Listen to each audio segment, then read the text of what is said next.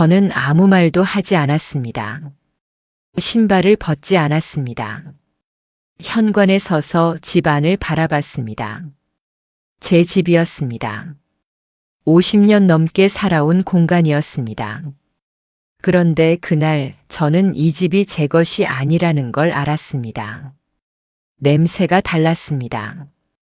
공기가 달랐습니다. 누군가 이미 이 집을 비웠습니다. 저를 위해서가 아니라 저 없이 살기 위해서요. 여행을 떠난 건 일주일 전이었습니다. 아들이 말했습니다. 어머니, 온천 한번 다녀오세요. 제가 예약해 드릴게요. 며느리가 웃으며 덧붙였습니다. 요즘 어머니 많이 피곤해 보이세요. 쉬다 오세요. 저는 고마웠습니다. 효자라고 생각했습니다. 좋은 며느리를 만났다고 생각했습니다. 짐을 쌀 때 며느리가 도와줬습니다. 어머니, 이것만 챙기세요. 거기 다 있어요. 옷 몇 벌, 세면도구, 그게 전부였습니다. 저는 묻지 않았습니다. 왜 이렇게 적게 싸는지, 왜 제 통장을 챙기라고 하지 않는지, 왜 집 열쇠를 두고 가라고 하는지, 그냥 믿었습니다. 새벽에 출발했습니다. 아들이 운전했습니다. 며느리는 조수석에 앉았습니다. 저는 뒷자리에서 창밖을 봤습니다. 집이 멀어졌습니다. 그때는 몰랐습니다. 그게 마지막 풍경이 될 줄은. 온천 숙소는 좋았습니다. 조용했습니다. 혼자 있는 시간이 많았습니다. 아들 내외는 바빴습니다. 어머니, 저희는 잠깐 볼 일 있어서 나갔다 올게요. 하루에 한두 번 그렇게 자리를 비웠습니다. 저는 괜찮다고 했습니다. 혼자 걷고 혼자 밥 먹고 혼자 잤습니다.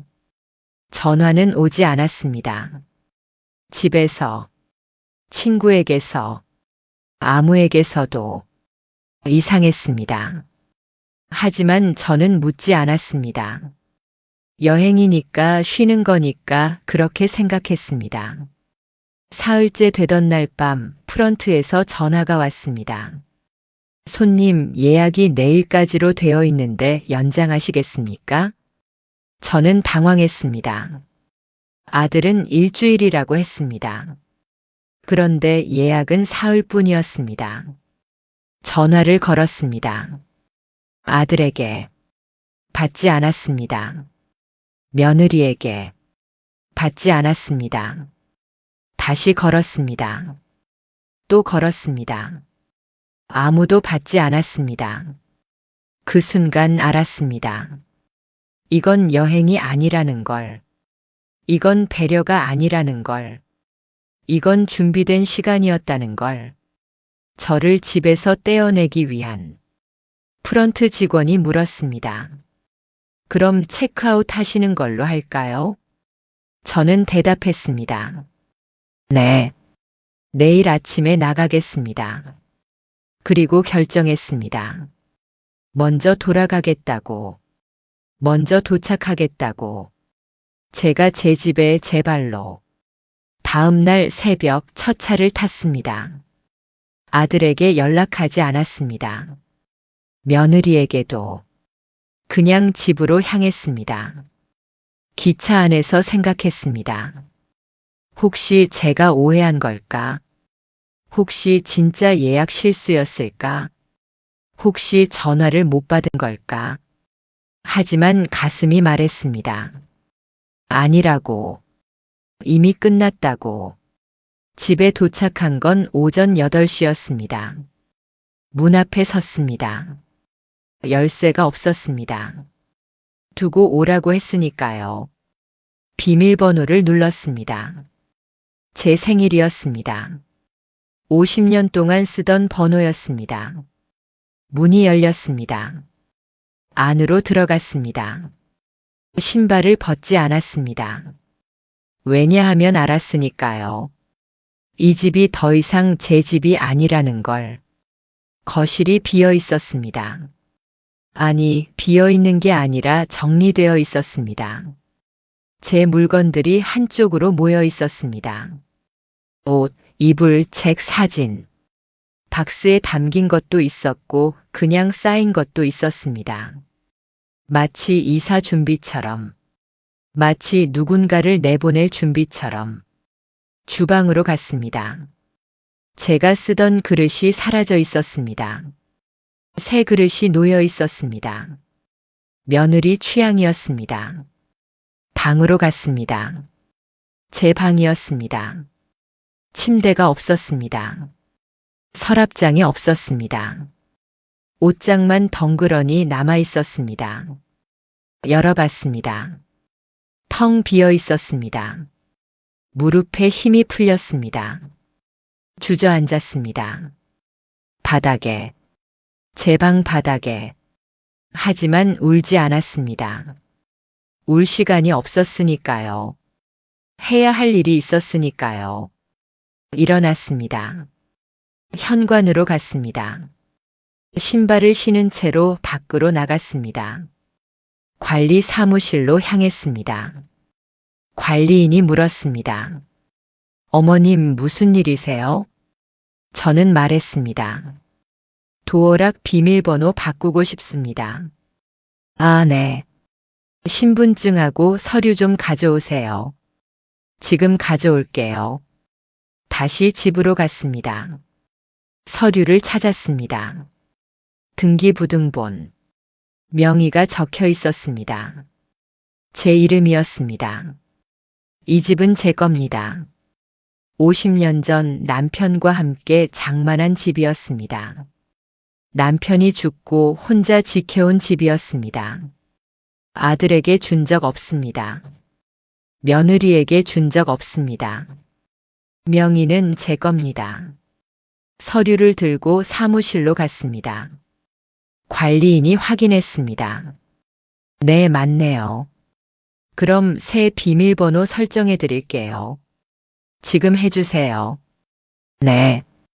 비밀번호를 정했습니다. 아무도 모르는 숫자였습니다. 제 생일도 아니었습니다. 아들 생일도 아니었습니다. 남편 기일도 아니었습니다. 그냥 아무 의미 없는 숫자였습니다. 관계를 끊기 위한 숫자였습니다. 완료됐습니다. 감사합니다. 집으로 돌아왔습니다. 새 비밀번호를 눌렀습니다. 문이 열렸습니다. 들어갔습니다. 이번엔 신발을 벗었습니다. 왜냐하면 이제 확실해졌으니까요. 이 집이 제 거라는 걸, 아무도 들어올 수 없다는 걸. 거실에 쌓인 짐을 봤습니다. 제 물건들이었습니다. 하나씩 옮겼습니다.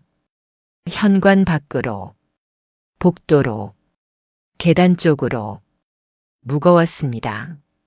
힘들었습니다. 하지만 멈추지 않았습니다. 왜냐하면 이건 제가 선택한 일이었으니까요. 옷, 이불, 책, 사진. 전부 밖으로 내놓았습니다. 그리고 그 위에 메모를 하나 붙였습니다. 필요하신 분 가져가세요. 문을 닫았습니다. 잠갔습니다. 이제 집안은 텅 비었습니다.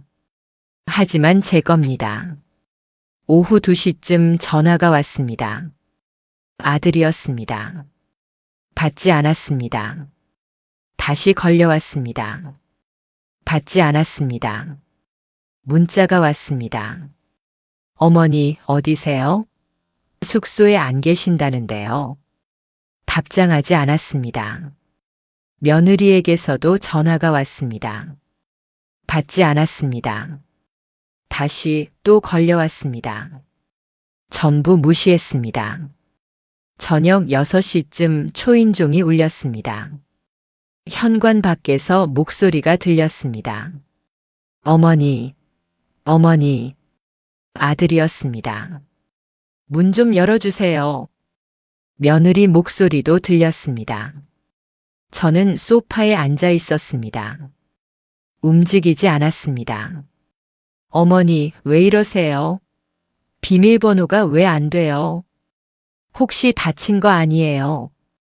걱정하는 척이었습니다. 하지만 저는 알았습니다. 진짜 걱정은 제가 아니라 집이라는 걸. 제가 돌아온 게 아니라 계획이 틀어진 거라는 걸. 초인종이 계속 울렸습니다. 문을 두드리는 소리가 들렸습니다. 저는 일어나지 않았습니다. 1시간쯤 지나자 조용해졌습니다. 창문으로 내다봤습니다. 아들 내외가 복도에 서 있었습니다.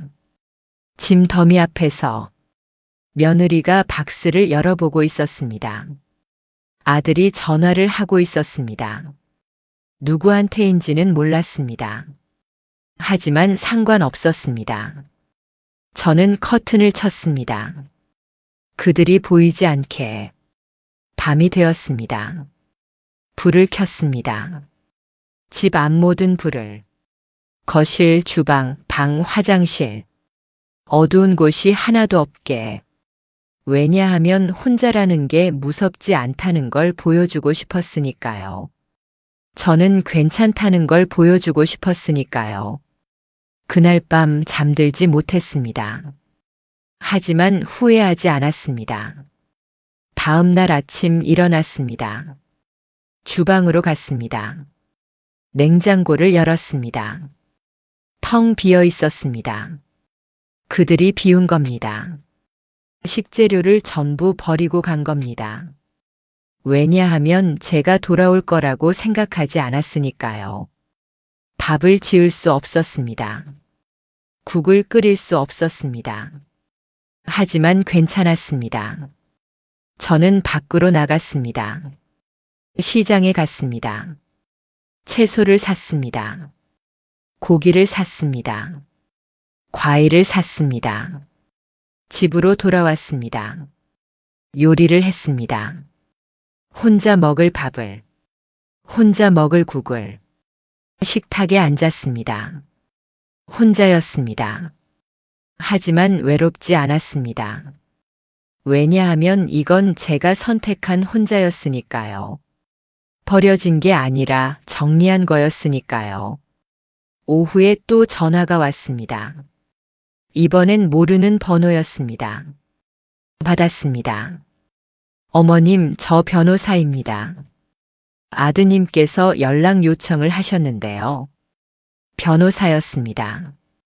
말씀하세요. 혹시 지금 대화 가능하신가요? 네.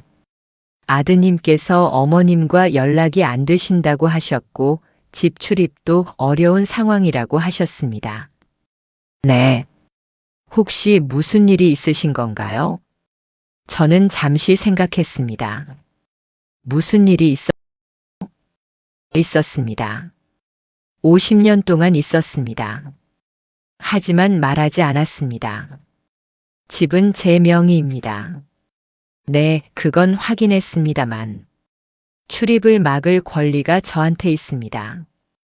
법적으로는 그렇습니다만 가족 간에. 가족이면 연락 없이 집을 비울 수 있나요? 가족이면 주인을 속여도 되나요? 변호사는 대답하지 못했습니다. 더 할 말씀 없으시면 끊겠습니다. 어머님, 잠깐만요. 끊었습니다. 다시 걸려오지 않았습니다. 저녁 때 이웃이 찾아왔습니다. 옆집 아주머니였습니다. 초인종을 눌렀습니다. 저는 문을 열었습니다. 언니, 괜찮으세요? 네. 아드님이 어젯밤에 계속 문 두드리던데. 네. 무슨 일 있으세요? 저는 웃었습니다. 아무 일도 없어요. 그냥 혼자 살기로 했어요. 언니, 걱정 마세요. 저 괜찮아요. 아주머니는 더 묻지 않았습니다. 그냥 한숨을 쉬고 돌아갔습니다. 그 뒤로 아무도 찾아오지 않았습니다. 아들도, 며느리도, 이웃도, 변호사도, 일주일이 지났습니다. 전화도 오지 않았습니다. 문자도 오지 않았습니다. 복도에 쌓인 짐은 사라져 있었습니다. 누가 가져갔는지 몰랐습니다. 관리인이 치웠는지, 아들이 가져갔는지, 아니면 정말 누군가 필요해서 가져갔는지 상관없었습니다. 어차피 제겐 필요 없는 것들이었으니까요. 책상 앞에 앉았습니다. 서류를 꺼냈습니다. 통장, 인감, 등본, 보험증서. 전부 제 이름으로 되어 있었습니다. 수익자를 바꿨습니다. 아들 이름을 지웠습니다. 며느리 이름을 지웠습니다. 새 이름을 적었습니다. 자선단체였습니다. 제가 죽으면 이 집도 이 돈도 전부 기부될 겁니다. 혈육에게 가지 않을 겁니다. 왜냐하면 혈육은 이미 저를 버렸으니까요. 서류를 봉투에 넣었습니다. 밖으로 나갔습니다. 우체국에 갔습니다. 등기로 보냈습니다. 법무사에게. 돌아오는 길에 공원을 지나갔습니다. 벤치에 앉았습니다. 하늘을 봤습니다. 맑았습니다. 바람이 불었습니다. 따뜻했습니다. 사람들이 지나갔습니다. 가족들이었습니다. 아이를 아는 엄마, 손을 잡은 아빠, 뛰어가는 아이. 웃고 있었습니다. 저는 그걸 보면서 생각했습니다. 저런 가족도 언젠가 끝날까? 저런 웃음도 언젠가 사라질까? 그리고 답했습니다. 어쩌면요. 하지만 그건 제 일이 아니니까요. 집으로 돌아왔습니다. 문을 열었습니다. 신발을 벗었습니다. 안으로 들어갔습니다. 텅 빈 거실이었습니다. 하지만 이제 익숙했습니다. 저녁을 준비했습니다. 혼자 먹을. TV를 켰습니다. 뉴스가 나왔습니다. 어디선가 사람들이 싸우고 있었습니다. 어디선가 사람들이 울고 있었습니다. 채널을 돌렸습니다. 드라마가 나왔습니다. 가족 이야기였습니다. 껐습니다. 조용했습니다. 시계 소리만 들렸습니다. 째깍째깍. 저는 그 소리를 들으며 밥을 먹었습니다. 천천히. 혼자. 밤이 되었습니다. 침대가 없었습니다. 이불을 깔았습니다. 바닥에. 거실 한가운데. 누웠습니다. 천장을 봤습니다. 금이 가 있었습니다. 언제부터 있었는지 몰랐습니다. 50년을 살았는데 천장을 제대로 본 적이 없었습니다. 항상 바빴으니까요. 밥 짓고 빨래하고 청소하고 아들 키우고 남편 뒷바라지하고 손주 돌보고 명절 준비하고 쉴 시간이 없었습니다. 천장 볼 시간이 없었습니다. 그런데 지금은 시간이 많았습니다. 할 일이 없었습니다. 돌볼 사람이 없었습니다. 그래서 천장을 봤습니다. 금이 가 있었습니다. 언젠가 무너질까요? 모르겠습니다. 하지만 지금은 괜찮습니다. 눈을 감았습니다. 잠이 왔습니다. 다음 날도 그 다음 날도 똑같았습니다. 아침에 일어나고 밥 먹고 청소하고 산책하고 돌아오고 저녁 먹고 자는. 아무도 찾아오지 않았습니다. 전화도 오지 않았습니다. 2주가 지났습니다. 관리비 고지서가 왔습니다. 제 이름으로. 납부했습니다. 제 통장에서 전기세, 수도세, 가스비 전부 제 돈으로. 당연한 일이었습니다. 하지만 왠지 뿌듯했습니다. 왜냐하면 이건 제가 선택한 지출이었으니까요. 누군가를 위해서가 아니라 저를 위해서. 3주째 되던 날 우편물이 왔습니다. 법무사 사무실에 서였습니다. 서류가 접수되었다는 내용이었습니다. 수익자 변경이 완료되었다는. 이제 공식적으로 이 집은 죽은 뒤에 제 거였습니다. 아들 것이 아니었습니다. 며느리 것이 아니었습니다. 누구의 것도 아니었습니다. 서류를 서랍에 넣었습니다. 깊숙이. 다시 꺼낼 일은 없을 겁니다. 한 달이 지났습니다. 시장에서 아는 사람을 만났습니다. 예전에 같은 아파트 단지에 살던 분이었습니다. 어머니, 오랜만이에요. 아, 네. 아드님은 잘 지내시죠? 요즘 통 소식이 없으셔서요. 저는 웃었습니다. 잘 지내요. 며느리분도요? 네. 손주들도 보고 싶으시겠어요. 손주. 생각해보니 손주 얼굴도 본 지 오래되었습니다. 손주는 무슨 죄가 있을까요? 하지만 만날 수 없었습니다. 왜냐하면 손주를 만나려면 아들을 봐야 하니까요. 며느리를 봐야 하니까요. 그건 싫었습니다. 건강하게 잘 크고 있어요. 그래요? 다행이네요. 대화는 거기서 끝났습니다. 집으로 돌아왔습니다. 거울을 봤습니다. 늙었습니다. 주름이 깊어졌습니다. 머리가 더 휘어졌습니다. 등이 굽었습니다. 언제 이렇게 늙었을까요? 아들 키울 때는 젊었습니다. 손주 돌볼 때는 아직 괜찮았습니다. 그런데 지금은 늙었습니다. 혼자가 되니까 보였습니다. 제 나이가, 제 모습이 괜찮았습니다. 늙는 건 자연스러운 일이니까요.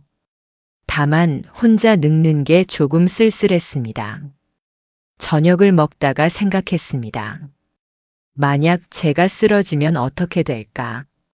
만약 제가 아프면 누가 알까? 만약 제가 죽으면 누가 발견할까? 답은 없었습니다.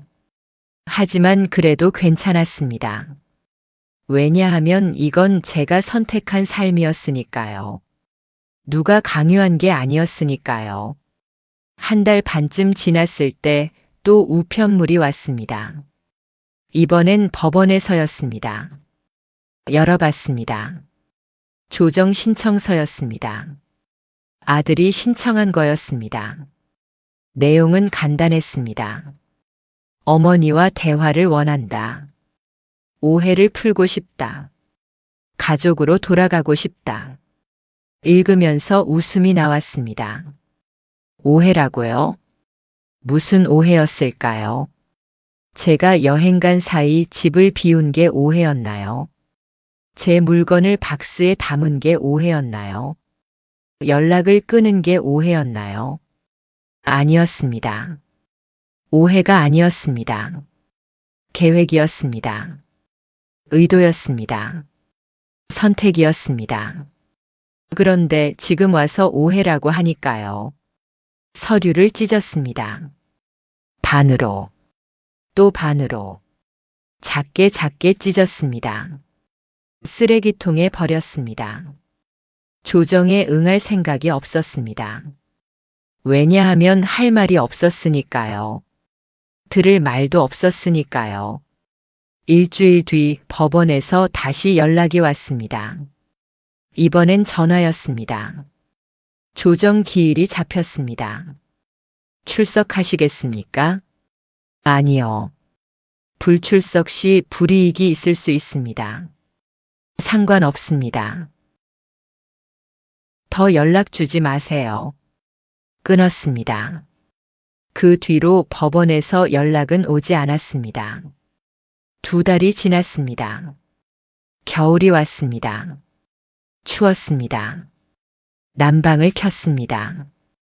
혼자 있는 집이었지만 따뜻했습니다. 창밖에 눈이 내렸습니다. 하얗게 쌓였습니다.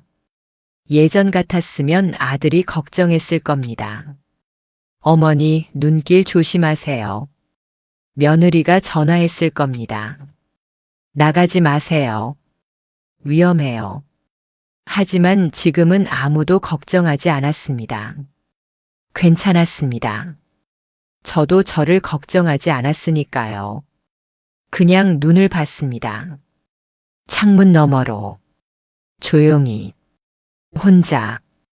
어느 날 문득 궁금해졌습니다. 아들은 지금 뭘 하고 있을까? 며느리는 어떻게 지낼까? 손주는 컸을까? 하지만 알 방법이 없었습니다. 연락처를 지웠으니까요. 번호를 차단했으니까요. 알고 싶지도 않았습니다. 사실은요.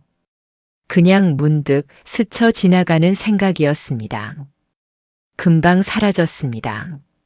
3달이 지났습니다. 명절이 다가왔습니다. 예전 같았으면 바빴을 겁니다. 장 보고 음식 만들고 집 청소하고 아들 가족 맞을 준비를 했을 겁니다. 하지만 올해는 달랐습니다. 아무것도 하지 않았습니다. 장도 보지 않았습니다. 음식도 만들지 않았습니다. 청소도 대충 했습니다. 왜냐하면 올 사람이 없었으니까요. 명절 아침 일어났습니다. 조용했습니다. TV를 켰습니다. 명절 특집 프로그램이 나왔습니다. 가족들이 모여서 웃고 있었습니다. 껐습니다. 밥을 먹었습니다. 혼자. 국 한 그릇. 밥 한 공기. 간단하게. 설거지를 했습니다.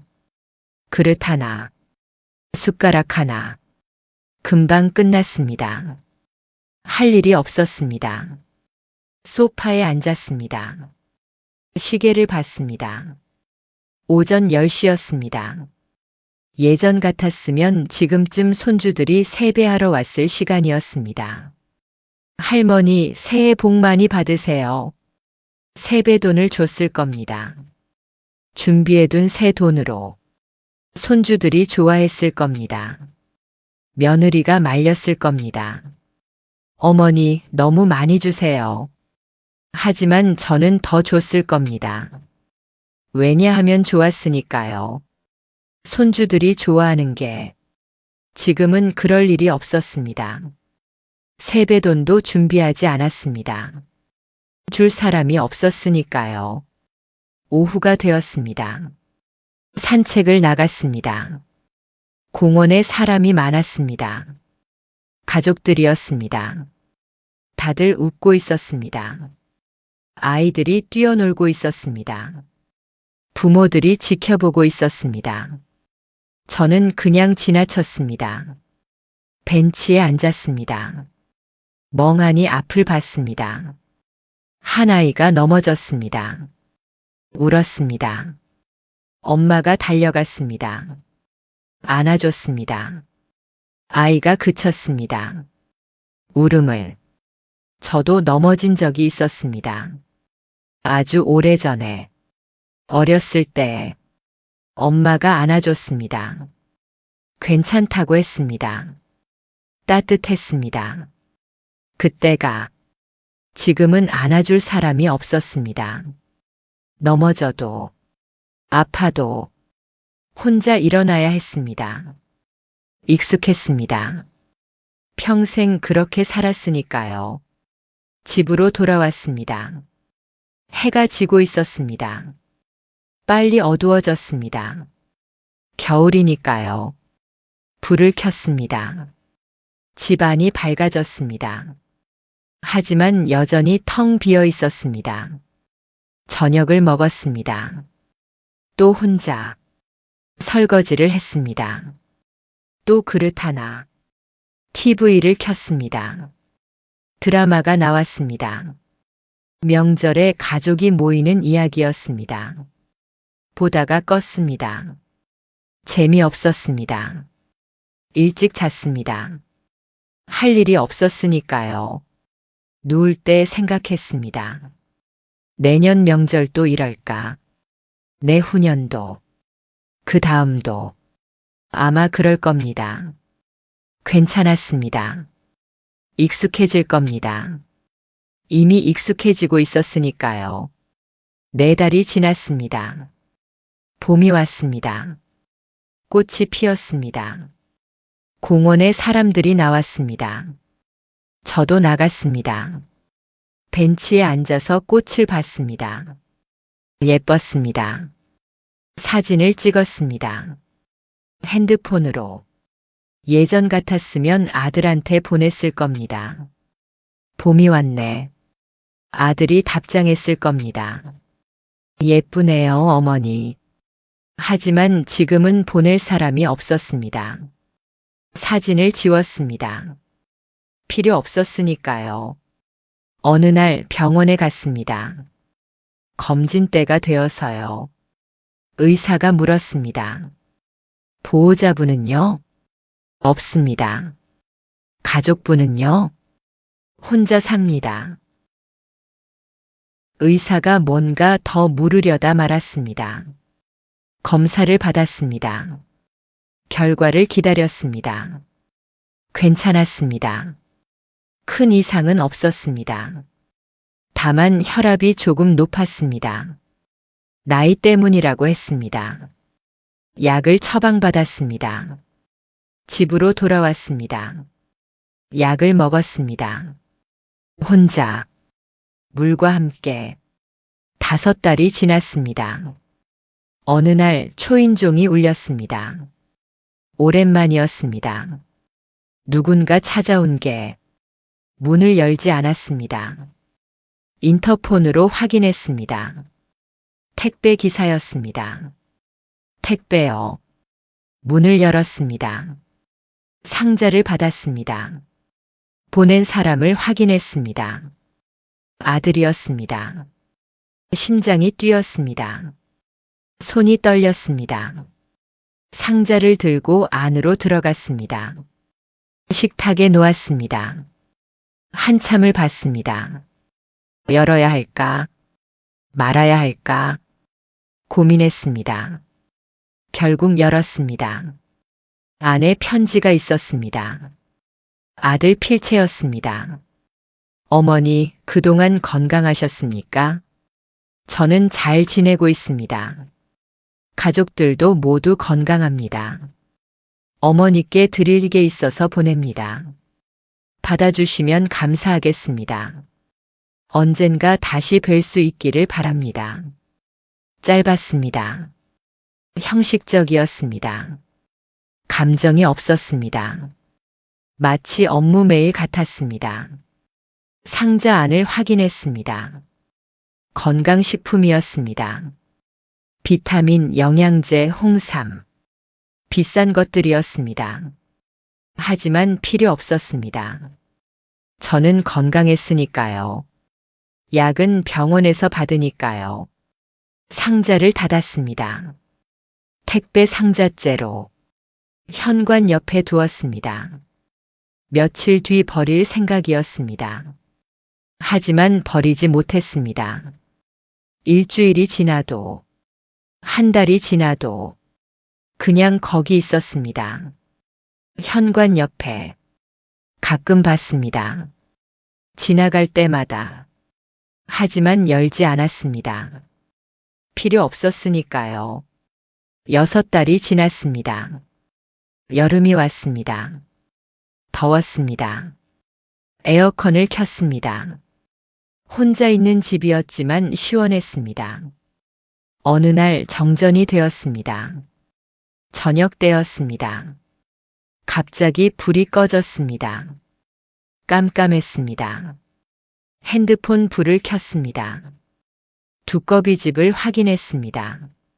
내려가 있었습니다. 올렸습니다. 불이 들어왔습니다. 괜찮았습니다. 혼자서도 할 수 있었습니다. 예전 같았으면 아들한테 전화했을 겁니다. 정전됐어. 어떻게 해? 아들이 왔을 겁니다. 고쳐줬을 겁니다. 어머니, 이거 올리시면 돼요. 하지만 지금은 혼자 했습니다. 할 수 있었습니다. 어렵지 않았습니다. 그날 밤 생각했습니다. 저는 혼자서도 살 수 있구나. 아들 없이도, 가족 없이도 괜찮구나. 안도했습니다. 동시에 슬펐습니다. 왜 슬픈지는 몰랐습니다.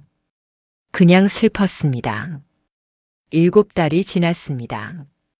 가을이 왔습니다. 날씨가 선선해졌습니다. 산책하기 좋았습니다. 매일 나갔습니다. 공원으로. 혼자.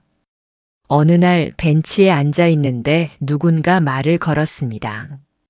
혼자 계세요? 노인이었습니다. 저보다 조금 더 나이 드신 분 같았습니다. 네. 저도 혼자예요. 여기 자주 오세요? 네. 저도요. 매일 와요. 집에 혼자 있으면 심심해서요. 저는 고개를 끄덕였습니다. 가족은 어디 계세요? 아, 죄송해요. 물어봐서. 괜찮아요. 저는 아들이 외국에 있어요. 일 때문에요. 1년에 한 번 와요. 외롭죠. 그래도 전화는 해요. 가끔. 저는 대답하지 않았습니다. 그분도 더 묻지 않았습니다. 그냥 같이 앉아 있었습니다. 한참. 말없이. 그분이 일어났습니다. 그럼 저는 갈게요. 또 봬요. 네. 가셨습니다. 저는 계속 앉아 있었습니다. 생각했습니다. 저분도 외로운 거구나. 저처럼. 하지만 저분은 전화라도 받는구나. 저는 안 받는데. 뭐가 나은 걸까요? 모르겠습니다. 8달이 지났습니다. 몸이 안 좋았습니다. 감기였습니다. 열이 났습니다. 기침이 났습니다. 병원에 갔습니다. 약을 받았습니다. 집에 와서 먹었습니다. 누웠습니다. 아팠습니다. 혼자 아픈 게 제일 힘들었습니다. 물을 떠올 힘도 없었습니다. 밥을 먹을 힘도 없었습니다. 그냥 누워 있었습니다. 천장을 봤습니다. 금이 더 커진 것 같았습니다. 언젠가 무너질 것 같았습니다. 저보다 먼저 무너질까요? 아니면 제가 먼저 갈까요?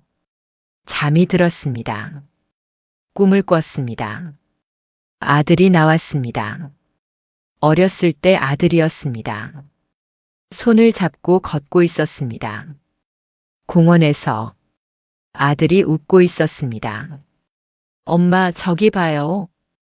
꽃을 가리켰습니다. 예뻤습니다. 행복했습니다. 그때가 눈을 떴습니다. 꿈이었습니다. 현실은 달랐습니다. 아들은 없었습니다. 저는 혼자였습니다. 아팠습니다. 며칠 뒤 나았습니다. 혼자 이겨냈습니다. 괜찮았습니다. 할 수 있었습니다. 9달이 지났습니다. 겨울이 다시 왔습니다. 2번째 겨울이었습니다. 혼자 보내는. 익숙해졌습니다. 추위도, 고요함도, 혼자 먹는 밥도, 혼자 보는 TV도, 혼자 누운 밤도, 전부 익숙해졌습니다. 어느 날 우편함을 확인했습니다. 청첩장이 들어 있었습니다. 이웃집 딸 결혼식이었습니다. 예전에 제가 돌봐준 적이 있었습니다. 아주 어렸을 때. 이제 결혼을 하는군요. 청첩장 안에 메모가 있었습니다. 할머니, 꼭 오세요. 뵙고 싶어요. 마음이 따뜻해졌습니다. 오랜만이었습니다. 누군가 저를 기다린다는 게. 결혼식 날 옷을 꺼냈습니다. 오래된 옷이었습니다. 명절 때 입던 한복이었습니다. 먼지가 앉아 있었습니다. 털었습니다. 입어봤습니다. 맞았습니다. 살이 빠져서 오히려 헐렁했습니다. 거울을 봤습니다. 늙었습니다. 주름이 더 깊어졌습니다. 머리가 더 휘어졌습니다. 하지만 괜찮았습니다. 오늘은 누군가의 축복을 해줄 날이니까요. 결혼식장에 갔습니다. 사람들이 많았습니다. 다들 웃고 있었습니다. 신부가 입장했습니다. 예뻤습니다. 아버지와 걷고 있었습니다. 행복해 보였습니다. 문득 생각했습니다. 제 아들 결혼식 때도 이랬었나? 행복했나? 저는 기뻤습니다. 아들이 좋은 사람 만났다고 생각했습니다. 며느리가 좋은 사람이라고 믿었습니다. 착각이었을까요? 아니면 변한 걸까요? 모르겠습니다. 식이 끝나고 신부가 찾아왔습니다. 할머니 와주셔서 감사해요. 축하한다. 할머니 덕분에 제가 컸어요. 기억하세요? 그럼. 내가 5살 때부터 봤지. 보고 싶었어요. 신부가 안아줬습니다. 따뜻했습니다. 오랜만에 느껴보는 온기였습니다. 눈물이 날 것 같았습니다. 참았습니다.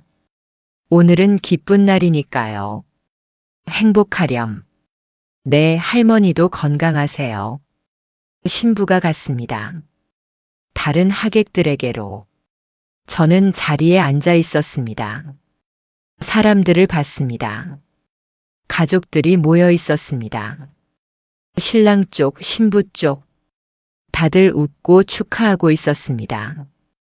저도 저런 게 있었습니다. 가족이. 이제는 없었습니다. 제가 끊었으니까요. 제가 선택한 일이었습니다. 후회는 하지 않았습니다. 다만 가끔, 아주 가끔 궁금했습니다. 다른 선택을 했다면 어땠을까? 용서했다면, 문을 열어줬다면, 전화를 받았다면 달라졌을까요? 모르겠습니다. 알 수도 없습니다. 이미 지나간 일이니까요. 집으로 돌아왔습니다. 한복을 벗었습니다. 다시 옷장에 넣었습니다. 다음에 꺼낼 일이 있을까요? 아마 없을 겁니다. 10달이 지났습니다. 새해가 왔습니다. 2번째 새해였습니다. 혼자 맞이하는 특별할 것 없었습니다. 그냥 하루가 바뀐 것 뿐이었습니다. TV에서 제야의 종을 쳤습니다. 사람들이 환호했습니다. 새해를 축하했습니다. 저는 그걸 보면서 물을 마셨습니다. 혼자, 조용히. 11달이 지났습니다. 어느 날 관리 사무실에서 연락이 왔습니다. 어머님 관리비가 밀렸는데요. 네, 매달 내고 있는데요. 확인해 보니까 2달치가 안 들어왔어요. 이상했습니다. 저는 자동이체로 해놨었습니다. 통장을 확인했습니다. 잔액이 부족했습니다. 이상했습니다. 연금이 들어와야 하는데 은행에 전화했습니다. 고객님, 연금 계좌가 변경되었습니다. 제가 변경한 적 없는데요. 서류상으로는 고객님 신청으로 되어 있습니다. 언제요? 1년 전입니다. 1년 전. 제가 여행 갔을 때였습니다. 아들이 한 거였습니다. 연금 계좌를 바꾼 거였습니다. 자기 명의로. 그래서 연금이 제 통장에 안 들어온 거였습니다. 1년 동안 저는 그것도 모르고 제 저축으로 살았던 겁니다. 손이 떨렸습니다. 화가 났습니다. 아니, 화가 나야 했습니다. 그런데 이상하게도 화가 나지 않았습니다. 그냥 허탈했습니다. 역시 그랬구나. 그 정도는 할 사람이었구나. 처음부터 알았어야 했는데. 은행 직원이 물었습니다. 계좌 복구 신청하시겠습니까? 고객님, 할게요. 네, 신분증 가지고 방문해 주세요. 은행에 갔습니다. 서류를 작성했습니다. 계좌를 복구했습니다. 다음 달부터 연금이 다시 제 통장으로 들어올 거라고 했습니다. 밀린 1년치는 어떻게 되냐고 물었습니다. 법적 절차가 필요하다고 했습니다. 복잡하다고 했습니다. 시간이 걸린다고 했습니다. 포기했습니다. 그냥 앞으로만 받으면 된다고 생각했습니다. 이미 쓴 돈은 돌아오지 않을 테니까요. 집으로 돌아왔습니다. 통장을 봤습니다. 저축이 많이 줄어 있었습니다. 1년 동안 생활비로 쓴 겁니다. 연금이 안 들어오는 줄 모르고 속은 겁니다. 완전히, 철저하게, 계획적으로. 웃음이 나왔습니다. 비참한 웃음이었습니다. 아들이 그 정도로 저를 우습게 본 거였습니다. 제가 눈치채지 못할 거라고 생각한 거였습니다. 맞았습니다. 1년 동안 몰랐으니까요. 바보 같았습니다. 그날 밤 잠이 오지 않았습니다. 천장을 봤습니다. 금이 더 커져 있었습니다. 언젠가 무너질 겁니다. 저보다 먼저일까요? 아니면 제가 먼저일까요? 1년이 되었습니다. 집을 잠근 지, 가족을 끊은 지, 혼자가 된 지, 정확히 1년이었습니다. 달라진 게 있을까요? 많았습니다. 저는 더 늙었습니다. 더 외로워졌습니다. 더 조용해졌습니다. 하지만 동시에 더 강해졌습니다. 혼자 사는 법을 배웠습니다.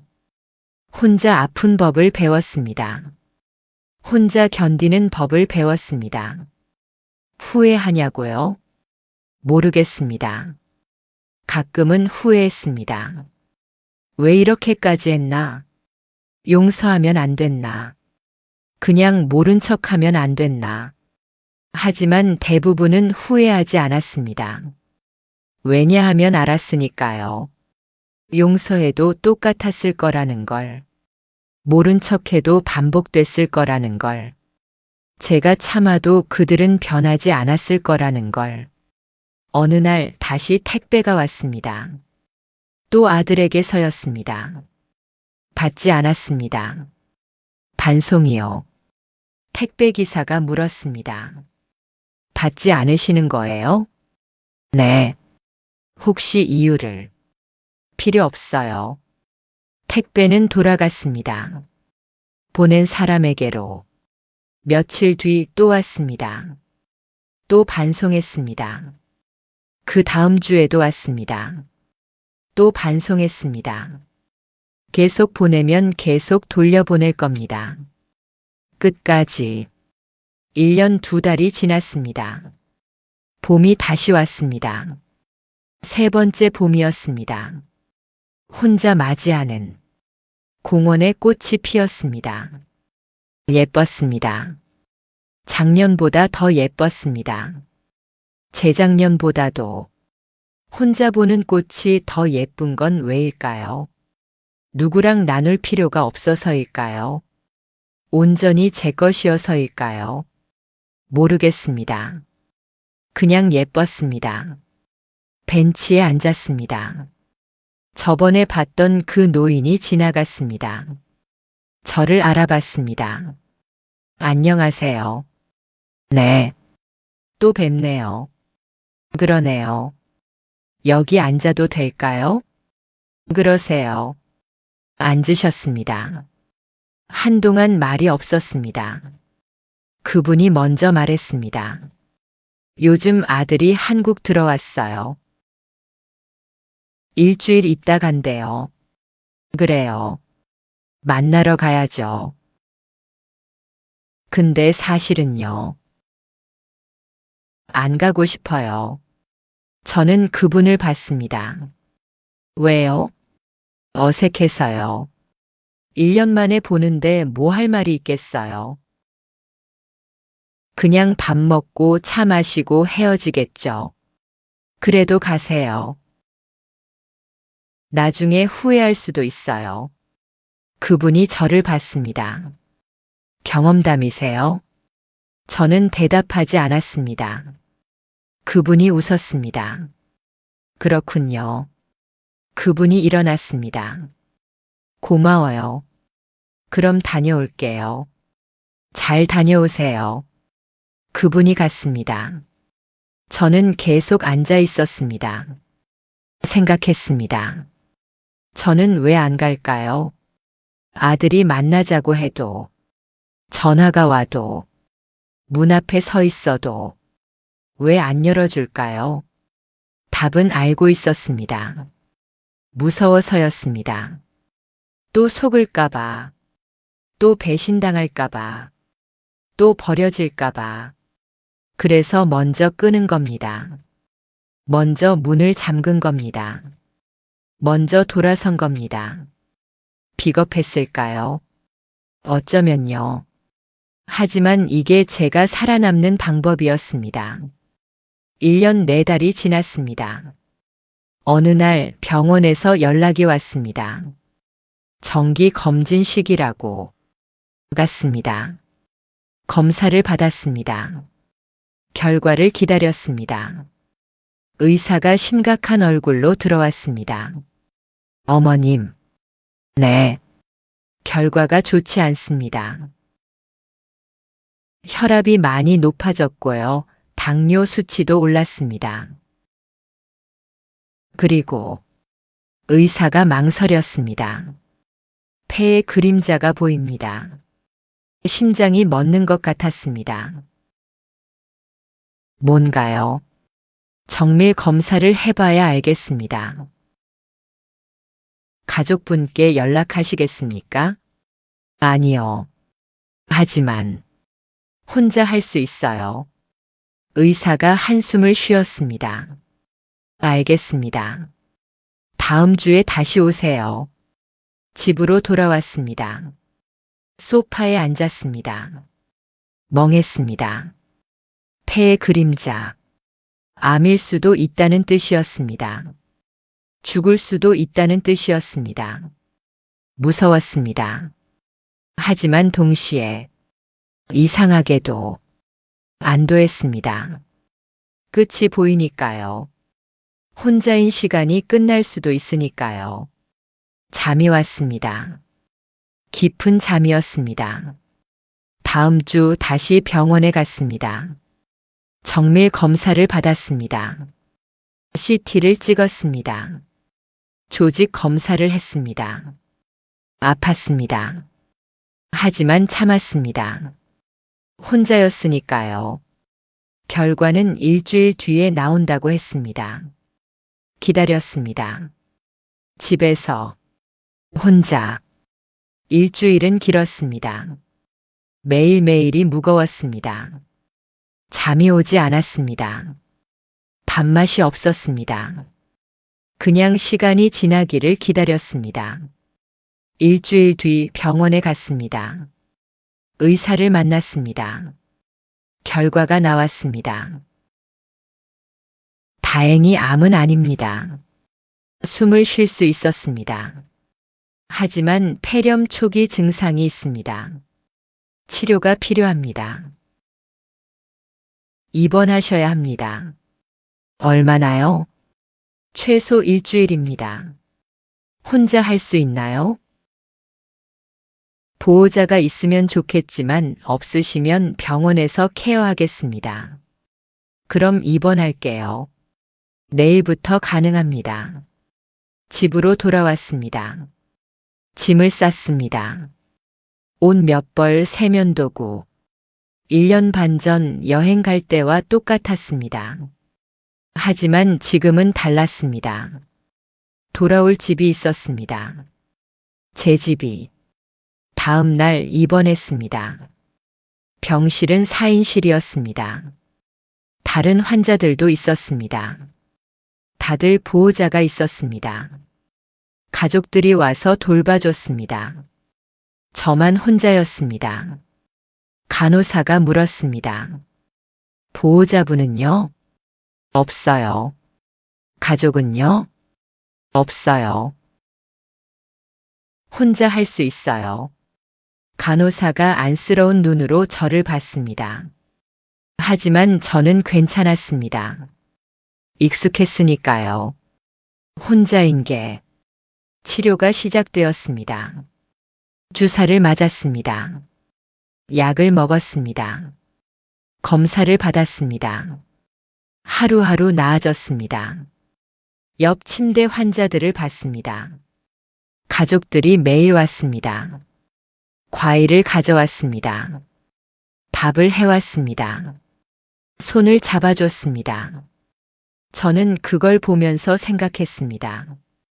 부럽지 않다고. 저는 괜찮다고. 하지만 거짓말이었습니다. 부러웠습니다. 누군가 손을 잡아주면 좋겠다고 생각했습니다. 누군가 와줬으면 좋겠다고 생각했습니다. 하지만 올 사람은 없었습니다. 제가 문을 잠갔으니까요.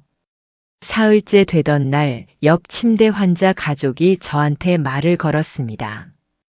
어머님 혼자 계세요? 네. 가족분은요? 아, 죄송해요. 괜찮아요. 힘드시겠어요. 저는 웃었습니다. 괜찮아요. 익숙해요. 그분이 과일을 하나 건넸습니다. 드세요. 아니에요, 괜찮아요. 그냥 드세요. 저희 많아요. 받았습니다. 감사합니다. 천만에요. 작은 친절이었습니다. 하지만 저한테는 컸습니다. 오랜만에 느껴보는 따뜻함이었으니까요. 일주일이 지났습니다. 퇴원 날이었습니다. 의사가 말했습니다. 많이 좋아지셨어요. 집에서 약 드시면 됩니다. 감사합니다. 보호자분 오세요? 아니요. 혼자 갈게요. 조심히 가세요. 짐을 챙겼습니다. 병실을 나왔습니다. 옆 침대 환자가 손을 흔들었습니다. 건강하세요. 네, 감사했어요. 병원을 나왔습니다. 집으로 향했습니다. 버스를 탔습니다. 창밖을 봤습니다. 세상은 변함없었습니다. 사람들은 바빴습니다. 다들 어디론가 가고 있었습니다. 저도 가고 있었습니다. 집으로.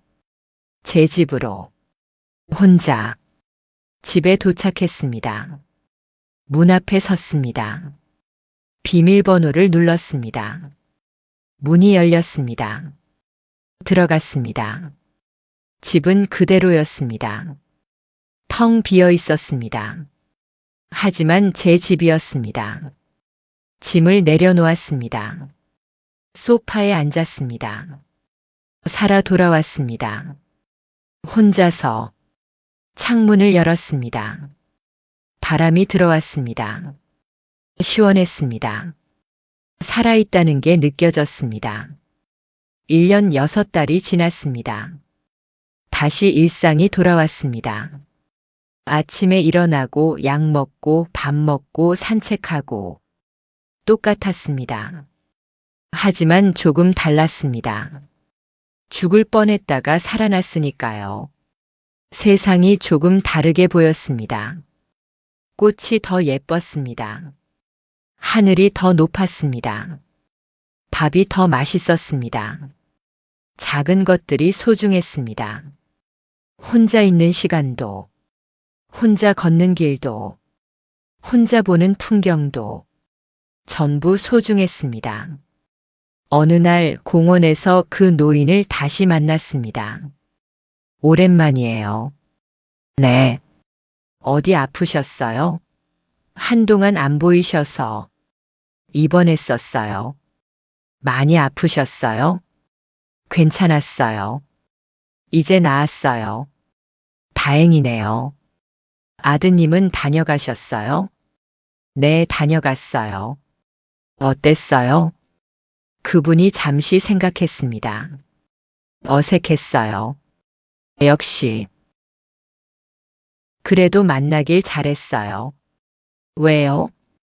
안 만났으면 후회했을 것 같아서요. 저는 고개를 끄덕였습니다. 근데요. 네. 어머님은 왜 가족 안 만나세요? 죄송해요. 너무 사적인 질문인가요? 아니에요. 그냥 만날 수 없어서요. 왜요? 제가 문을 잠갔으니까요. 그분이 저를 봤습니다. 이해한다는 듯이. 후회 안 하세요? 저는 한참을 생각했습니다. 가끔은 해요. 하지만 대부분은 안 해요. 왜요? 이게 맞다고 생각하니까요. 그분이 한숨을 쉬었습니다. 힘드시겠어요? 익숙해요. 익숙해진다고 안 힘든 건 아니잖아요. 맞는 말이었습니다. 익숙해졌지만 여전히 힘들었습니다. 하지만 할 수 있었습니다. 해왔으니까요. 앞으로도 할 겁니다. 1년 8달이 지났습니다. 어느 날 이상한 일이 있었습니다. 현관 앞에 봉투가 놓여 있었습니다. 누가 두고 간 겁니다. 집어들었습니다. 무거웠습니다. 안으로 들어가서 열었습니다. 돈이 들어 있었습니다. 현금이었습니다. 많았습니다. 편지도 있었습니다. 아들 필체였습니다. 어머니, 연금 계좌 건은 제 잘못이었습니다. 변명하지 않겠습니다. 1년치 연금입니다. 받아주세요. 죄송합니다. 짧았습니다. 감정이 없었습니다. 하지만 사과는 있었습니다. 돈을 받습니다. 제 돈이었습니다. 원래 제가 받았어야 할 돈이었습니다. 받아야 할까요? 고민했습니다. 받으면 용서하는 걸까요? 받지 않으면 끝까지 미워하는 걸까요? 밤새 생각했습니다. 아침이 되었습니다. 결정했습니다. 받기로. 왜냐하면 이건 제 돈이었으니까요. 용서와는 상관없었습니다. 그냥 제 돈을 되찾는 거였습니다. 은행에 갔습니다. 입금했습니다. 통장 잔액이 늘어났습니다. 기분이 이상했습니다. 좋지도 나쁘지도 않았습니다. 그냥 당연한 일이 일어난 것 뿐이었습니다. 집으로 돌아왔습니다. 편지를 받습니다. 찢을까요? 버릴까요? 고민하다가 서랍에 넣었습니다. 깊숙이. 다시 꺼낼 일은 없을 겁니다. 하지만 버리지도 않을 겁니다. 왜일까요? 모르겠습니다. 그냥 그렇게 했습니다. 1년 10달이 지났습니다. 또 명절이 왔습니다. 세 번째 명절이었습니다. 혼자 보내는. 완전히 익숙해졌습니다. 아침에 일어나서 간단히 밥 먹고, TV 보고, 산책 나가고, 특별할 것 없었습니다. 하지만 괜찮았습니다. 평범한 게 좋았습니다. 저녁 때 전화가 왔습니다. 모르는 번호였습니다. 받지 않으려다가 받았습니다. 여보세요? 할머니, 어린아이 목소리였습니다. 누구니? 저예요. 이요. 손주였습니다. 심장이 뛰었습니다. 할머니, 안녕하세요. 할머니 보고 싶어요. 눈물이 날 것 같았습니다. 나도. 언제 만날 수 있어요? 할머니. 모르겠구나. 왜요? 아빠랑 싸우셨어요?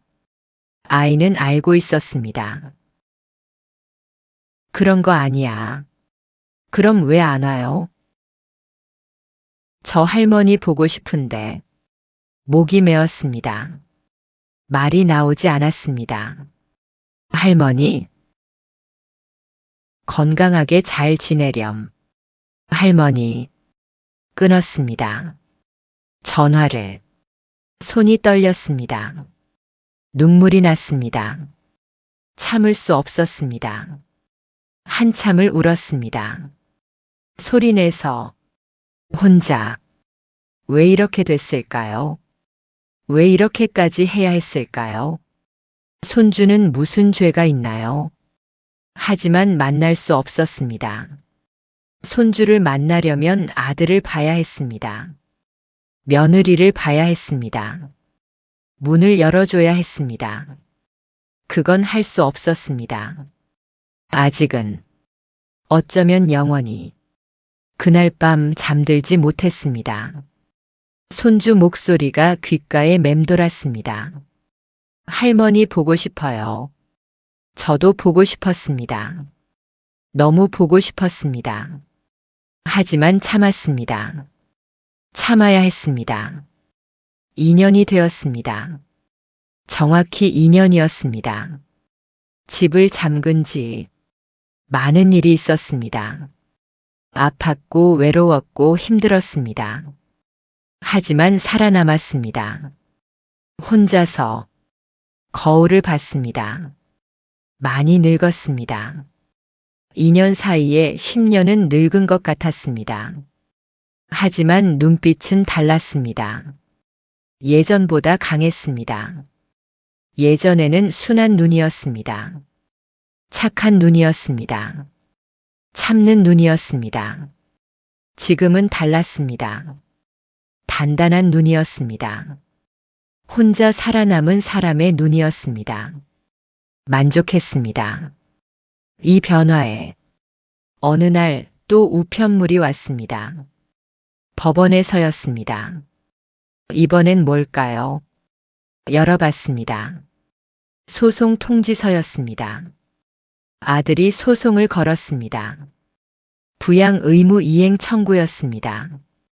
내용은 이랬습니다. 어머니가 아들과의 연락을 거부하고 있으며 이는 가족 관계를 단절시키는 행위다.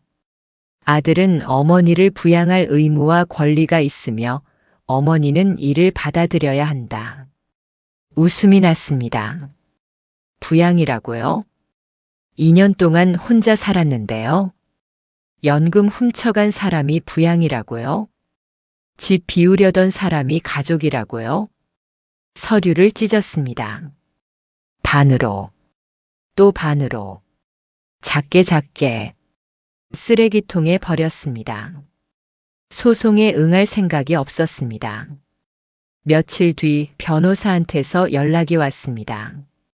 어머님, 소송에 응하지 않으시면 불리할 수 있습니다. 상관없어요. 하지만 제가 원하는 건 혼자 사는 거예요. 법적으로 아드님은 부양 의무가 있습니다. 저는 부양받을 생각 없어요. 2년 동안 혼자 살았어요. 앞으로도 혼자 살 거예요. 어머님, 더 연락하지 마세요. 끊었습니다. 그 뒤로 변호사는 다시 연락하지 않았습니다. 하지만 소송은 진행될 겁니다.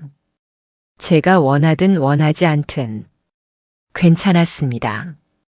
법이 뭐라고 하든 저는 제 삶을 살 겁니다. 혼자. 제 방식대로. 2년 2달이 지났습니다. 법원 기일 통지서가 왔습니다. 출석하라고 했습니다. 고민했습니다. 가야 할까요? 가지 않으면 어떻게 될까요? 결국 가기로 했습니다. 왜냐하면 제 입으로 말하고 싶었으니까요. 제가 왜 이렇게 사는지, 왜 문을 잠갔는지, 왜 혼자인지. 법원에 갔습니다. 법정에 들어갔습니다. 아들이 앉아 있었습니다. 며느리도 있었습니다. 2년 만에 보는 얼굴이었습니다. 늙었습니다. 저만 늙은 게 아니었습니다. 아들도 늙었습니다. 머리가 휘었습니다. 주름이 생겼습니다. 며느리도 마찬가지였습니다. 눈이 마주쳤습니다. 아들이 고개를 숙였습니다. 며느리는 외면했습니다. 재판이 시작되었습니다. 판사가 물었습니다. 원고 측 주장하세요. 아들 측 변호사가 말했습니다. 피고는 원고의 어머니이며 원고는 법적 부양 의무가 있습니다. 그러나 피고는 2년 동안 원고와의 연락을 거부하고 만남을 거부하고 부양을 거부했습니다. 이는 가족 관계를 일방적으로 단절시키는 행위이며 원고의 부양 의무 이행을 방해하는 행위입니다. 판사가 저를 봤습니다.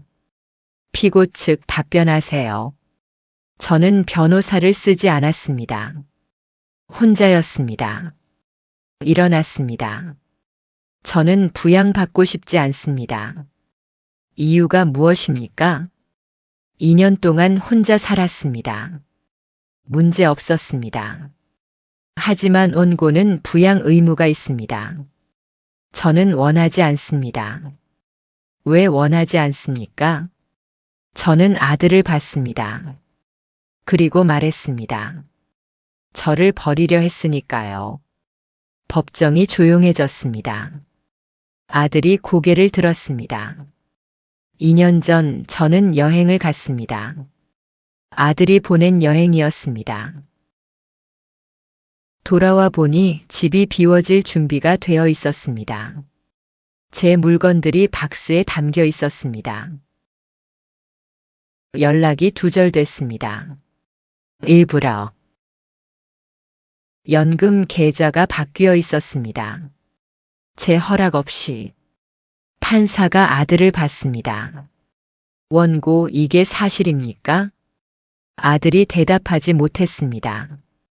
변호사가 끼어들었습니다. 그것은 오해였습니다. 원고는 어머니를 더 좋은 곳으로 모시려 했던 것입니다. 저는 웃었습니다. 더 좋은 곳이요? 어디죠? 요양원인가요? 아니면 다른 집인가요? 제 허락은 받으셨나요? 제 의견은 물으셨나요? 변호사가 대답하지 못했습니다. 저는 계속 말했습니다. 저는 제 집에서 살고 싶었습니다. 50년을 산 집에서요. 그런데 그 집에서 쫓겨날 뻔했습니다. 제 아들한테. 그래서 문을 잠갔습니다. 제 집이니까요. 판사가 물었습니다. 그럼 지금도 부양을 거부하시겠습니까? 네. 이유는 믿을 수 없으니까요. 한 번 버리려 한 사람이 다시는 안 그럴 거라고 믿을 수 없으니까요. 판사가 한숨을 쉬었습니다. 원고 측 반박하세요. 아들 측 변호사가 말했습니다. 원고는 깊이 반성하고 있습니다. 연금도 돌려드렸고 계속 사과했습니다. 그게 다인가요? 제가 물었습니다. 사과하면 끝인가요? 돈 돌려주면 용서받는 건가요? 2년 동안 혼자 살면서 얼마나 힘들었는지 아세요? 아팠을 때 누가 옆에 있었나요? 무서웠을 때 누가 손 잡아줬나요? 아무도 없었어요. 제가 선택한 거니까요. 그런데 지금 와서 부양하겠다고요? 법이니까요. 저는 아들을 똑바로 봤습니다. 필요 없어요. 저는 혼자 살 수 있어요. 아들이 일어났습니다. 어머니, 앉으세요. 판사가 말했습니다. 아들이 앉았습니다. 고개를 숙였습니다. 어깨가 떨렸습니다. 우는 건가요? 모르겠습니다. 알고 싶지도 않았습니다. 재판은 길어졌습니다. 양측이 계속 말했습니다. 저는 끝까지 같은 말을 했습니다. 부양받지 않겠습니다. 혼자 살겠습니다. 제 선택입니다. 판사가 마지막으로 물었습니다. 정말 마음을 바꿀 생각이 없으십니까? 없습니다. 가족입니다. 아드님입니다. 용서할 수 없습니까? 저는 잠시 생각했습니다. 용서, 할 수 있을까요? 하고 싶을까요? 모르겠습니다. 다만 확실한 건 용서와 함께 사는 건 다른 문제입니다. 용서할 수는 있어요. 언젠가는. 어쩌면. 하지만 함께 살 수는 없어요. 다시는. 판사가 고개를 끄덕였습니다. 알겠습니다. 판결은 2주 후에 내리겠습니다. 재판이 끝났습니다. 법정을 나왔습니다. 복도에서 아들이 기다리고 있었습니다. 어머니. 잠깐만요. 저는 멈췄습니다. 돌아보지 않았습니다. 죄송합니다. 정말 죄송합니다. 용서해 주세요. 저는 한참을 서 있었습니다. 그리고 말했습니다. 언젠가는요. 지금은 아니에요. 어쩌면 영원히 아닐 수도 있어요. 하지만 언젠가 제가 죽기 전에 어쩌면. 아들이 울었습니다. 소리내서. 저는 듣지 않았습니다. 그냥 걸어갔습니다. 뒤돌아보지 않고. 법원을 나왔습니다. 버스를 탔습니다. 집으로 돌아왔습니다. 문을 열었습니다. 들어갔습니다. 혼자였습니다. 여전히. 괜찮았습니다. 익숙했으니까요. 2주 뒤 판결문이 왔습니다. 열어봤습니다. 원고의 청구를 기각한다. 이겼습니다. 법적으로도 혼자 살 권리를 인정받은 겁니다. 안도했습니다. 동시에 슬펐습니다. 가족과 법으로 싸워서 이긴 게 기쁜 일일까요? 아니었습니다. 비참한 일이었습니다. 하지만 어쩔 수 없었습니다. 이게 제가 선택한 삶이었으니까요. 판결문을 서랍에 넣었습니다. 아들의 편지 옆에. 둘 다 다시 꺼낼 일은 없을 겁니다. 2년 4달이 지났습니다. 계절이 또 바뀌었습니다. 여름이 왔습니다. 더웠습니다. 혼자 있는 집은 조용했습니다. 에어컨 소리만 들렸습니다. 어느 날 문득 생각했습니다. 제 인생이 얼마나 남았을까? 70을 넘겼습니다. 많이 남지 않았을 겁니다. 10년? 20년? 어쩌면 내년에 죽을 수도 있습니다. 무섭지 않았습니다. 죽음이. 오히려 궁금했습니다. 죽으면 어떻게 될까? 혼자 죽으면 누가 발견할까? 장례식은 누가 치를까? 아들이 올까? 손주가 올까? 아니면 아무도 안 올까? 모르겠습니다. 상관없었습니다. 어차피 죽으면 아무것도 모를 테니까요. 그날 오후 산책을 나갔습니다. 공원으로. 벤치에 앉았습니다. 아이들이 놀고 있었습니다. 웃음소리가 들렸습니다. 예전에는 손주들도 저렇게 놀았습니다. 제가 지켜봤습니다. 위험하지 않게, 다치지 않게.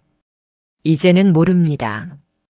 손주들이 어떻게 크는지, 무얼 좋아하는지, 무얼 하며 노는지 알 수 없습니다. 제가 끊었으니까요. 후회되냐고요? 가끔은요. 하지만 돌이킬 수 없습니다. 이미 너무 멀리 왔으니까요. 해가 지고 있었습니다. 집으로 돌아갔습니다. 저녁을 먹었습니다. 혼자 설거지를 했습니다. TV를 켰습니다. 뉴스가 나왔습니다. 어디선가 사람이 죽었습니다. 혼자 사는 노인이었습니다. 한 달 만에 발견되었습니다. 이웃이 냄새를 맡고 신고했습니다. 가족은 없었습니다. 저도 저렇게 될까요? 아마도요. 무섭지 않았습니다. 그냥 현실이었으니까요. 혼자 사는 사람이 채널을 돌렸습니다. 드라마가 나왔습니다. 가족 이야기였습니다. 또 껐습니다. 왜 세상은 가족 이야기뿐일까요? 가족 없이 사는 사람도 있는데 저처럼 일찍 잤습니다. 할 일이 없었으니까요. 2년 6달이 지났습니다.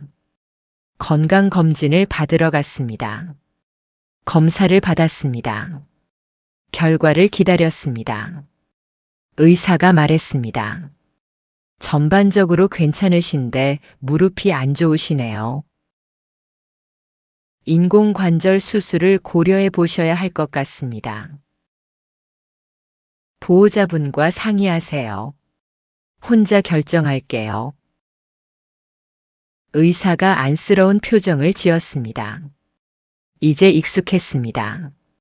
저를 볼 때마다 사람들이 짓는 그 표정에 불쌍하다는, 안 됐다는, 외롭겠다는, 괜찮았습니다.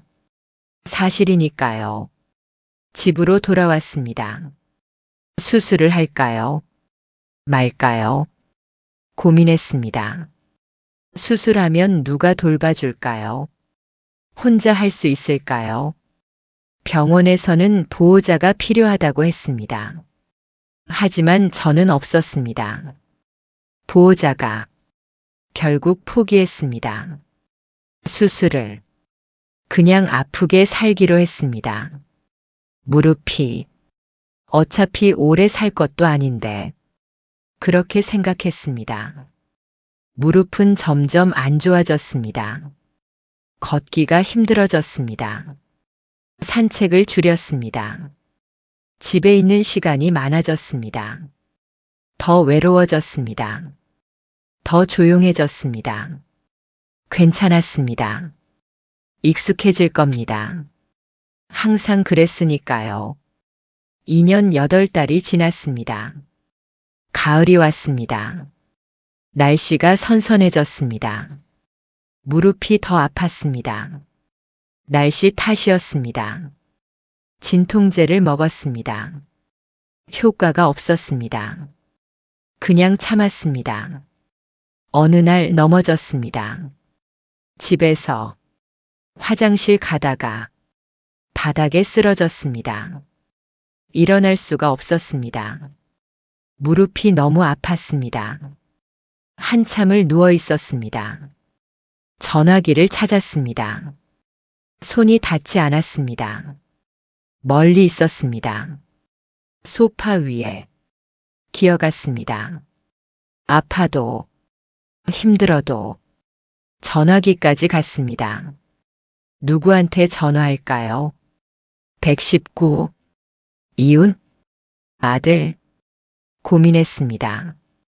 결국 119에 전화했습니다. 어디가 아프세요? 넘어졌어요. 일어날 수가 없어요. 주소 알려주세요. 주소를 말했습니다.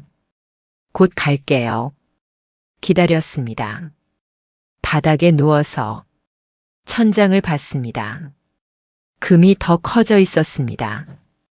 언젠가 무너질 겁니다. 저보다 먼저일까요? 구급차가 왔습니다. 문을 열어줄 수 없었습니다. 일어날 수 없었으니까요. 문 열어주세요. 못 열어요. 일어날 수가 없어요. 비밀번호 알려주세요. 비밀번호를 알려줘야 할까요? 고민했습니다. 하지만 어쩔 수 없었습니다. 죽고 싶지는 않았으니까요. 비밀번호를 알려줬습니다. 문이 열렸습니다. 구급대원들이 들어왔습니다. 저를 들어올렸습니다. 들것에 실었습니다. 보호자분은요? 없어요. 가족은요?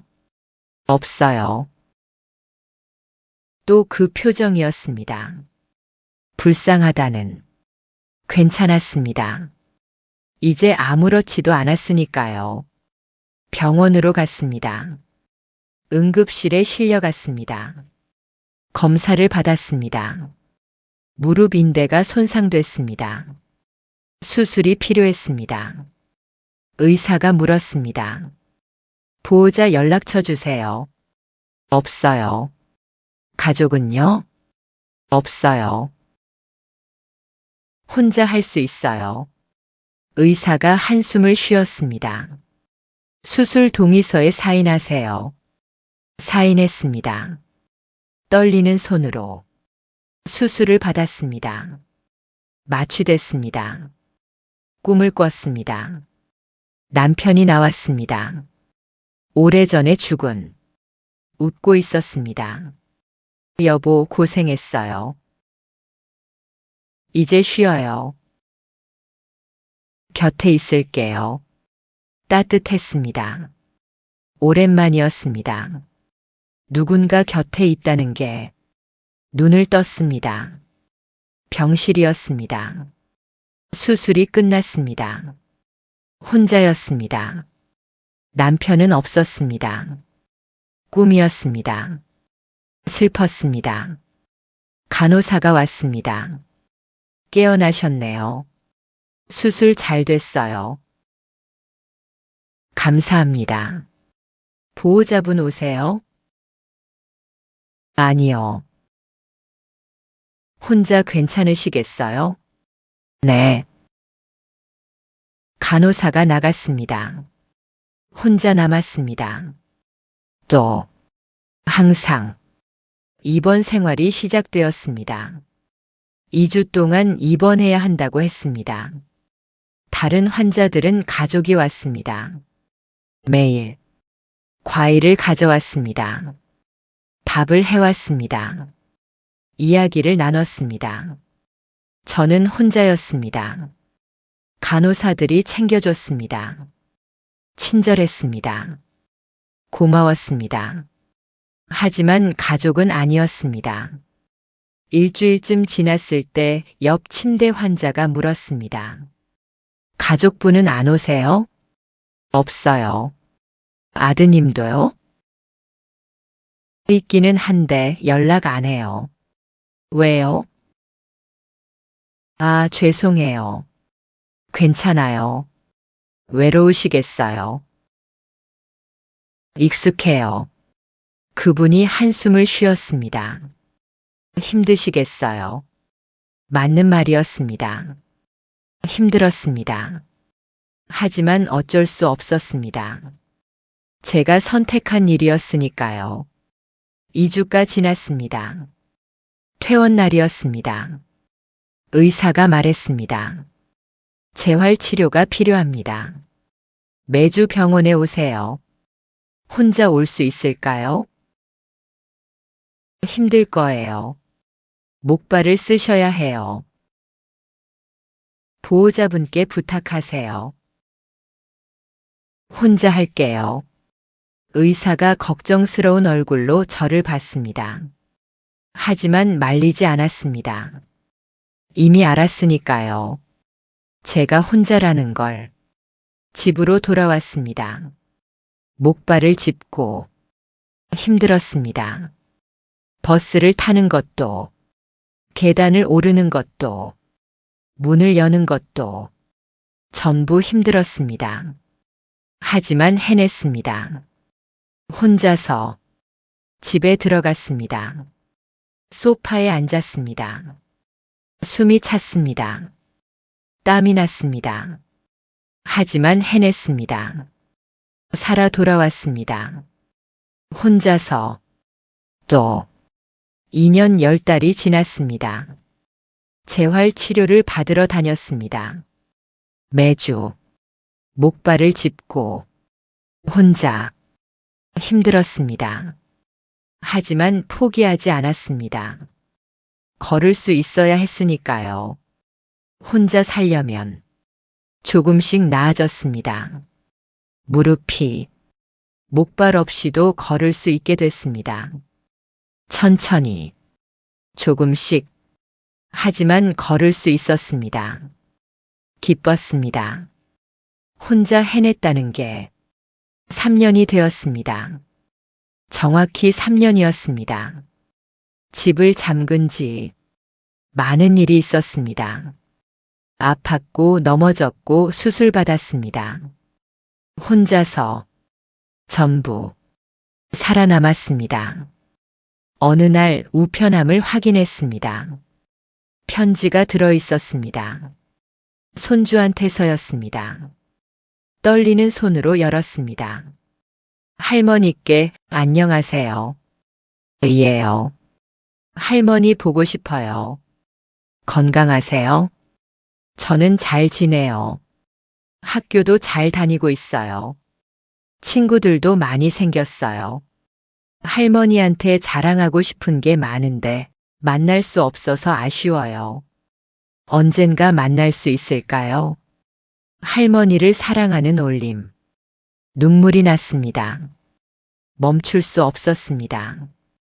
손주는 아무 잘못이 없었습니다. 착했습니다. 예뻤습니다. 보고 싶었습니다. 너무 보고 싶었습니다. 하지만 만날 수 없었습니다. 만나려면 아들을 봐야 했습니다. 며느리를 봐야 했습니다. 문을 열어줘야 했습니다. 아직은 할 수 없었습니다. 아직은 편지를 서랍에 넣었습니다. 아들의 편지 옆에, 판결문 옆에 언젠가 꺼낼 날이 올까요? 모르겠습니다. 어쩌면 영원히 안 올 수도 있습니다.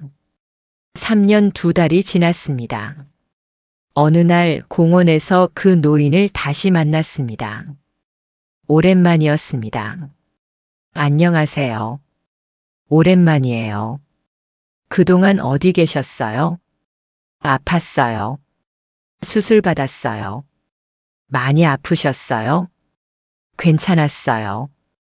이제 나았어요. 혼자 하셨어요? 네. 그분이 한숨을 쉬었습니다. 대단하세요. 저는 못할 것 같아요. 익숙해지면 돼요. 익숙해지면 뭐든 할 수 있어요. 그분이 저를 봤습니다. 후회 안 하세요? 혼자 사는 거. 저는 한참을 생각했습니다. 후회 하냐고요? 가끔은 해요. 하지만 대부분은 안 해요. 왜요? 이게 제가 선택한 삶이니까요. 누가 강요한 게 아니니까요. 그분이 고개를 끄덕였습니다. 그래도 외로우시겠어요? 외로워요. 많이 외로워요. 하지만 괜찮아요. 왜요? 외로움도 익숙해지니까요. 그분이 아무 말도 하지 않았습니다. 그냥 같이 앉아 있었습니다. 한참 말없이 해가 지고 있었습니다. 붉었습니다. 예뻤습니다. 예쁘네요. 그분이 말했습니다. 그러네요. 혼자 보기 아까워요. 같이 봐서 다행이에요. 저도 그렇게 생각했습니다. 혼자 보는 것보다 누군가와 함께 보는 게 나았습니다. 설령 그 사람이 가족이 아니어도. 해가 졌습니다. 어두워졌습니다. 들어가야겠어요. 그분이 일어났습니다. 저도요. 같이 일어났습니다. 같이 걸었습니다. 공원을 나와서 헤어지는 곳까지. 안녕히 가세요. 또 봐요. 헤어졌습니다. 각자의 집으로. 혼자. 집에 도착했습니다. 문을 열었습니다. 들어갔습니다. 불을 켰습니다. 집은 여전히 텅 비어 있었습니다. 하지만 괜찮았습니다. 이제는 저녁을 먹었습니다. 혼자 설거지를 했습니다. TV를 켰습니다. 뉴스를 봤습니다. 일찍 잤습니다. 내일도 똑같을 겁니다. 모레도, 그 다음 날도, 평생 괜찮았습니다. 익숙했으니까요. 이게 제 삶이었으니까요. 3년 6달이 지났습니다. 계절이 또 바뀌었습니다. 봄이 왔습니다. 4번째 봄이었습니다. 혼자 맞이하는 공원에 꽃이 피었습니다. 예뻤습니다. 작년보다, 재작년보다 해마다 더 예뻐지는 것 같았습니다.